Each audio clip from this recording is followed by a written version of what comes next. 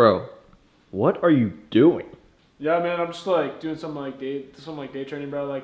I'm kind of like a finance major, so bro, dude, this is basically like my entire life. I just come down here like every single day and just grind some day trading out, like in the middle of the school day. Like I'm making just so much bread right now. Like what's your major? Like engineering? Like you probably don't even understand what's going on here. Like you're probably just like kind of an idiot, bro. So like I'll just get out, bro. Like look, you. Well, can you like tell me something about it? No, it's just like you wouldn't be able to comprehend that. Like dude, just get Bro. out, man. Just get out. Bro, just tell me what it is. Alright, fine! I'll tell you what it is. Day trading is a form of investment where investors make several short-term transactions with the goal of profiting from price fluctuations throughout the day.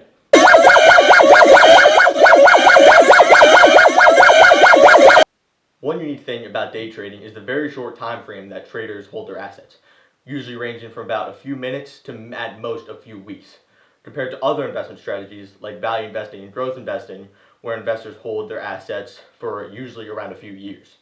Also, in day trading, there's no consideration of fundamental analysis or intrinsic value because those simply have no impact on short-term price fluctuations. On the other hand, instead, day traders focus on volatility, which produces those big price fluctuations in a short period of time. They focus on previous price data and predictions of future price movements. So next is supply and demand. Now, supply is the amount of shares people are willing to sell at the current price, and demand is the amount of shares people are willing to buy at the current price. Now, if supply is high relative to demand, the price of the stock will go down, and if the demand is high relative to the supply of the stock, the price of the stock will go up. Technical analysis is when you look at previous price movements as shown by a candlestick chart to predict the future price movements of that asset.